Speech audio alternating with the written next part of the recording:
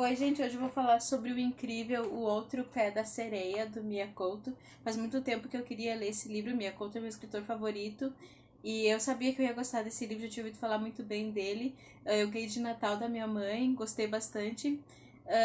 E esse livro, ele fala assim, ele conta assim duas narrativas, mas uma é a mais importante, que é a principal, que é a que se passa no presente, que seria aqui no livro 2002, que conta a história da Muadia, essa moça moçambicana, e a outra narrativa volta para o passado. Alguns capítulos voltam para o passado para falar sobre o padre Dom Gonçalo e sua comitiva nos anos de 1500 e poucos, que eles estavam indo para a costa da África para batizar as pessoas, né? Catequizar as pessoas e tal. E só que a narrativa mais importante é a da Moadia, porque e tem assim mais assim capítulos. Os capítulos daí se alternam, mas a maioria dos capítulos são sobre a Moadia. Então, vou começar falando da Moadia. E esse livro tem assim como elo, e por que volta para o passado, o motivo de voltar para o passado é a Santa, que é o elo que liga as duas narrativas, que liga o passado e o presente. E que vou te explicar melhor por que essas histórias estão interligadas, porque que a Santa interliga. Bom, a Moadia, ela é casada com o Zero mais de Zero. Os nomes dos livros do Miyakoto são, assim, geralmente são bem importantes para descrever a personalidade da pessoa. Então, o Zero é uma pessoa que fala aqui que ele se anula muito. Então, ela é casada com o Zero e eles moram em antigamente. Então, atentem para esses nomes, assim. Eles moram em antigamente, os dois isolados. Eles moravam em Vila Longe, que é do outro lado do rio, mas eles foram morar os dois sozinhos em antigamente. E um dia tomba uma estrela cadente do céu.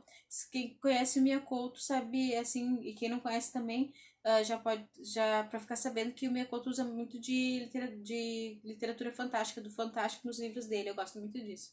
Então, tomba uma estrela cadente no céu e o Zero, que é o marido da Moadia, pega e enterra a estrela no quintal e fica intrigado, né, com aquilo. Então, assim, um dia ele e a mulher dele estão se banhando no rio e então eles veem que o rio está trazendo umas coisas, parece um baú e uma estátua. Daí quando eles veem, assim, a Moadia olha, é uma estátua mesmo, eles retiram do rio. E é a Santa. E tem também do lado um baú e eles abrem, tem vários papéis. Eles olham a Santa e a Santa tá faltando um pé. Ela tem só um pé. Ela fala pro marido dela, olha só, né? E eles abrem ela abre aquele baú e tem papéis assim contando histórias do padre Dom Gonçalo da Silveira, que foi esse missionário que foi à costa da África para converter as pessoas, né, e os reis lá. Então eles levam a santa, né, e pensam, né, o que eles vão fazer. E esses papéis daí volta daí para o passado, num outro capítulo volta para o passado em 1500 e pouco, o Dom Gonçalo e o Padre Antunes está com a comitiva dele para ir na costa da África, né, tipo, tentar converter, e eles estão com uma comitiva, estão com a mulher de um capitão que está na África, a Dona Felipa, e é uma personagem importante também que tem aqui no livro, que é a dama de companhia dela, a Dia, que ela é indiana. Então eles estão indo, eles estão assim com receio. Eles estão tem um médico também no navio, um médico indiano e assim vários escravos. E eles estão assim meio com os dois padres, o padre Dom Gonçalo o padre Dom Gonçalo da Silveira, inclusive, ele é um personagem que existiu na vida real. Assim, a história aqui é um pouco ficcionalizada, mas assim, o que acontece com ele depois no final é verdadeiro. Mas assim, então eles estão com receio porque eles não sabem o que eles vão encontrar. Se eles ouviram que às vezes os nativos fazem coisas terríveis e tal, e eles estão com bastante receio, que às vezes são selvagens, várias selvagens e outras coisas. E tem aqui uma fala importante do que eu achei bem interessante do médico indiano, que sobre os receios dos dois padres, né, quanto a encontrar as pessoas que moram na costa da África. Quando se inventam maldades assim sobre um povo, é para abençoar as maldades que se vão praticar sobre ele.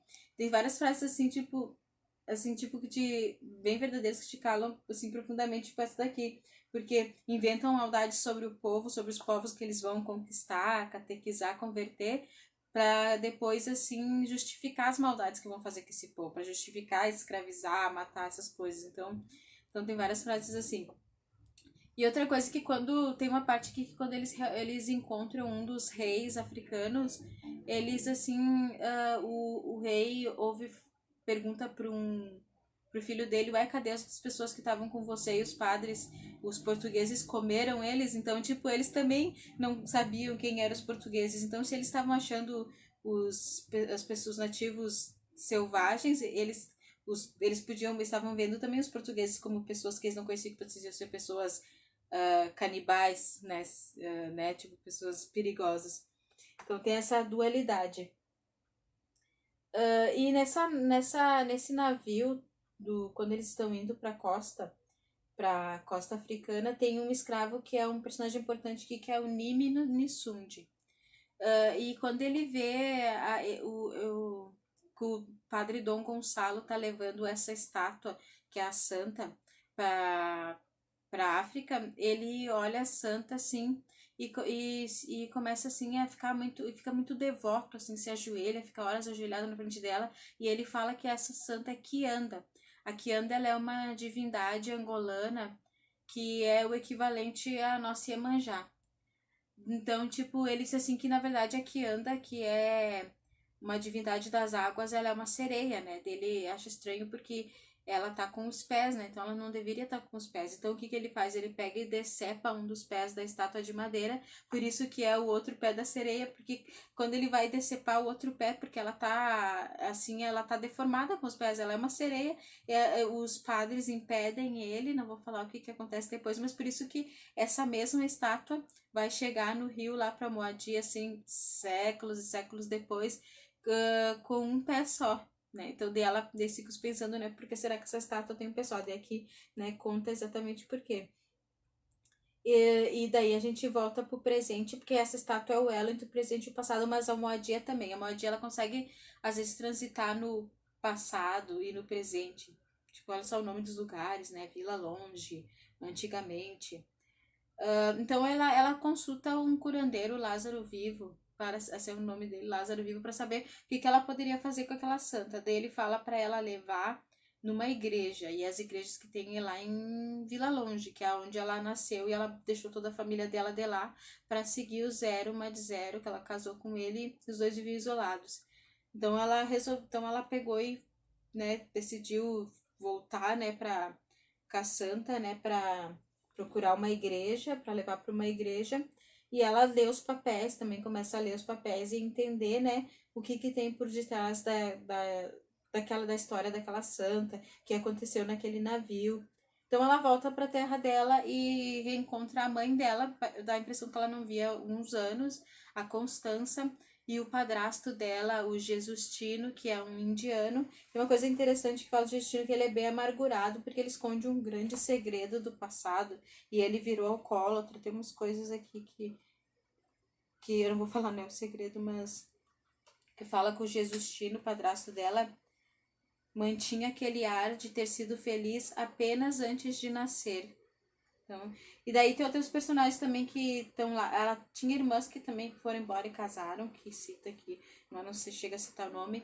Tem personagens assim de Vila Longe também, que ela conhece bem, tipo o Barbeiro, o Arcanjo Mistura, o tio dela, o Casuarino, o Matambira, que trabalha nos Correios.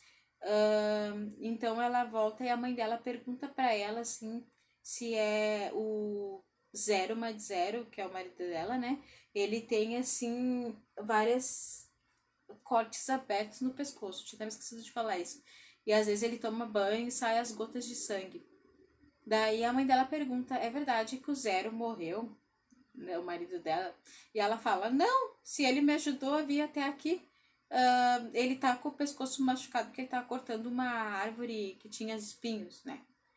E daí ela volta pra cidade procurando um lugar para colocar a santa. E deixa eu ver, acho que eu esqueci de alguma coisa que eu anotei. Não. Daí Ela soube que o tio dela, o Casuarino, estava pronto, logo ia receber um casal de americanos. Na verdade, o homem é americano, Benjamin, e a mulher é brasileira, Rose, e eles queriam ir ali para resgatar histórias da escravidão, e ele, como ele é afro-americano, para saber das raízes dele, assim, saber resgatar histórias e encontrar a própria identidade dele. Então ele teve a ideia de extorquir esses americanos e começar assim, uh, poder inventar coisas, tentar impressionar eles no máximo para tirar dinheiro deles. Então ele tinha conversado com a Moadia para ela pegar e fingir que estava em transe, incorporando espíritos para impressionar eles. Daí ela aceitou. Outra coisa, quando ela chega na casa dela, que na casa da mãe dela, que era a antiga casa dela, tem a parede dos ausentes, que é uma parede onde eles põem os retratos das pessoas que faleceram ali da família, do povoado, pessoas conhecidas ou queridas, assim. Então ela vê a foto da tia dela, a Luzmina, e ela não sabia que a tia dela tinha morrido. E a mãe dela conta que a tia dela tinha enlouquecido. A tia dela, Luzmina, na verdade, é a irmã do padrasto dela, né? Então é uma tia meio que emprestada, né? É a irmã do Jesustino, que ela tinha enlouquecido. Ela sempre foi uma mulher, assim, muito religiosa, e de repente ela tava falando várias coisas, assim, que não parecia realmente ela.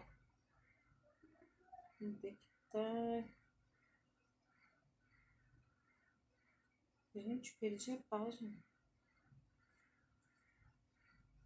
Que ela fala assim. Do nada ela fala uma coisa assim. Não é para me gabar, mas tenho muito jeito para a puta. Ela assim do nada começa assim a enlouquecer até que um dia ela fica doente e é encontrada morta. Ela tá na parede dos ausentes, então.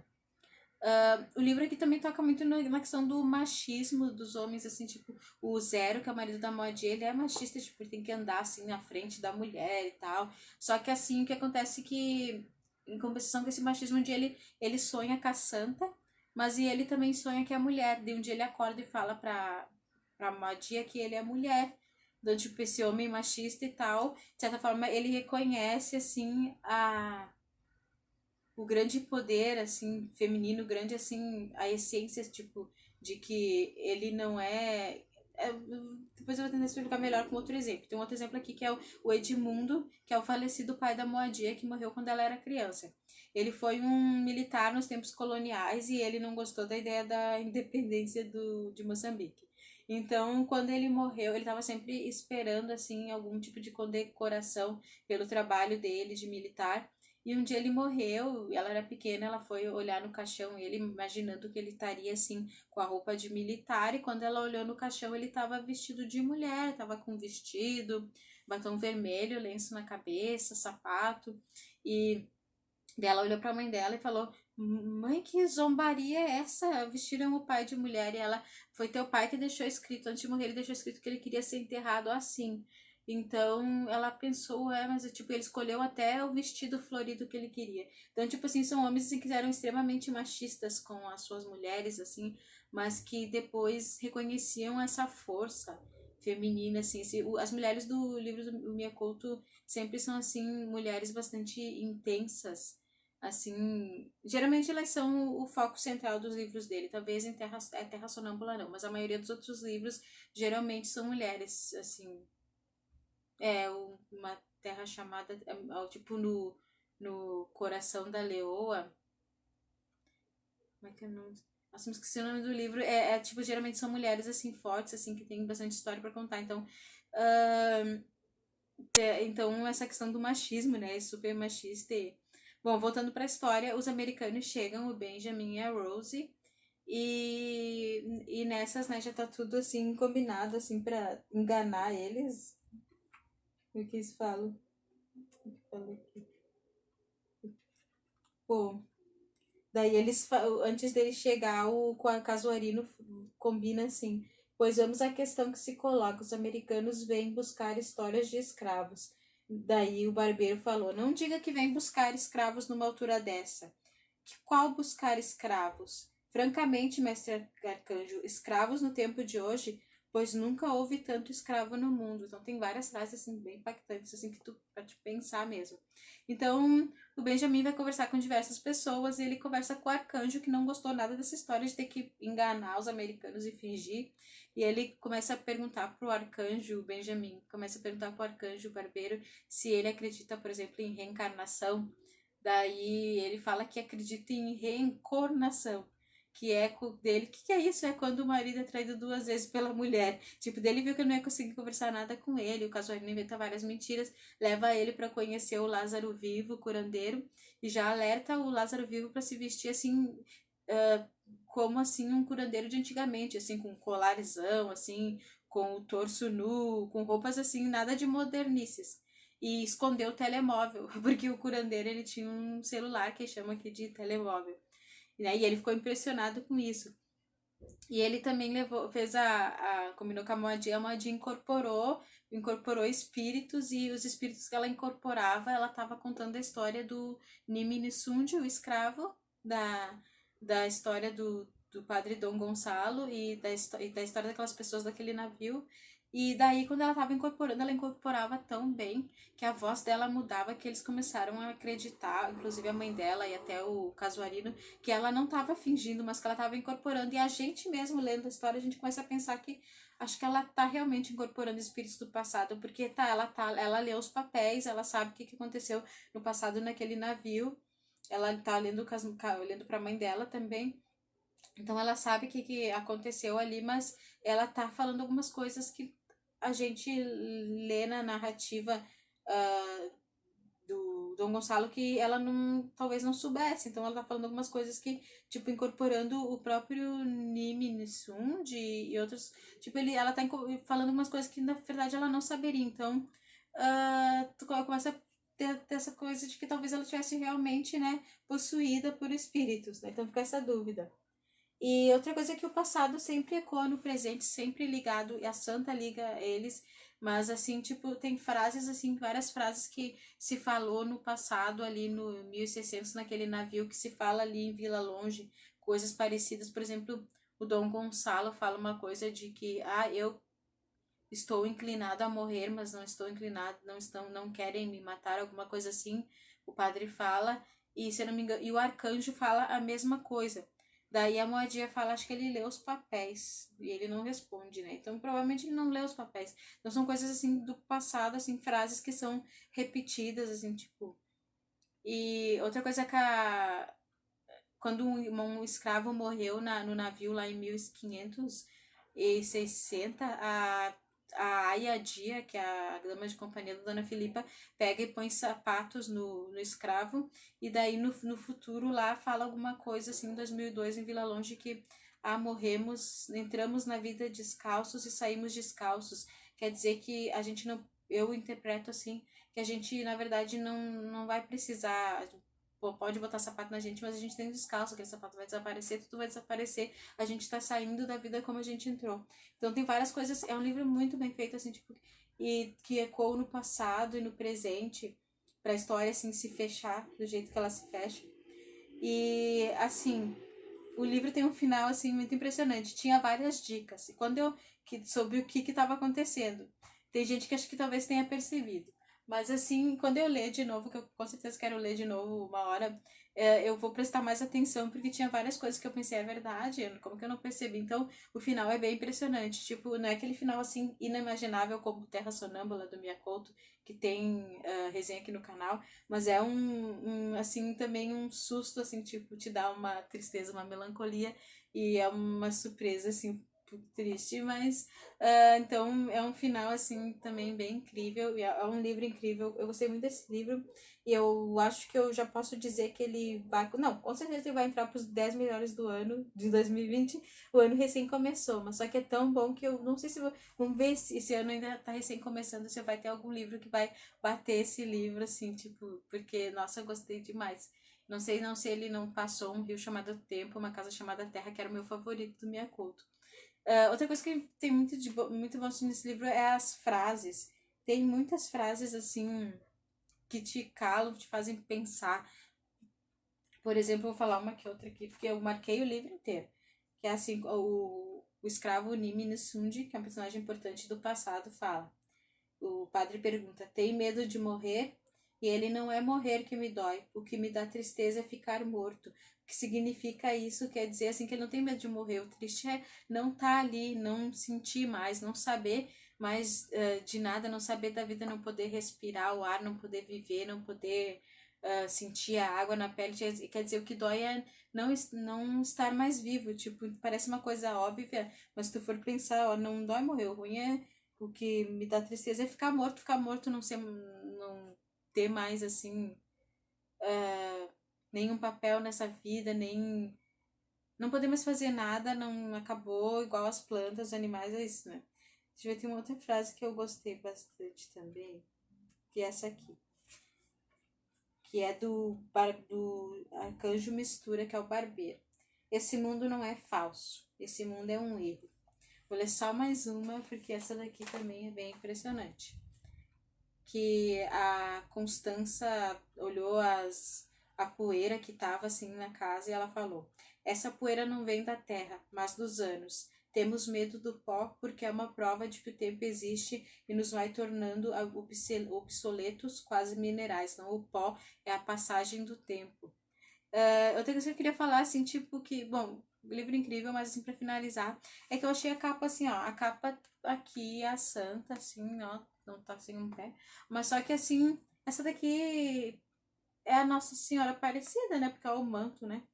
Eu não sei bem como é que é a capa lá em Portugal, Moçambique, que, né, que o Manhacoto é moçambicano, mas só que a Nossa Senhora Aparecida, ela não. Tipo, aqui fala que a que anda, que é a Santa, que é a sereia, ela é como o equivalente a Iemanjá para nós. Então, a Iemanjá, para os católicos, é a Nossa Senhora dos Navegantes. Então, eu acho que, como é a sereia que anda e a Iemanjá a mesma, aqui devia estar a Nossa Senhora dos Navegantes, né? Que ela tem uma roupa azul também. Porque essa daqui, a Nossa Senhora Aparecida, ela é equivalente no candomblé a Oxum, que é a deusa da fertilidade e da beleza. A gente está falando alguma coisa errada, me corrija, mas eu acho que não seria Nossa Senhora Aparecida, seria a Nossa Senhora dos Navegantes, que representa a sereia Iemanjá e a que anda em Angola.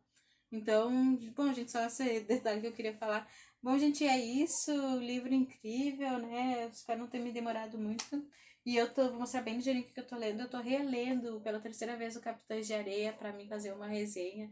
E dessa vez, né, fazer uma resenha. Então é isso. Obrigada, se inscreva. E leia os livros do Minha Conta.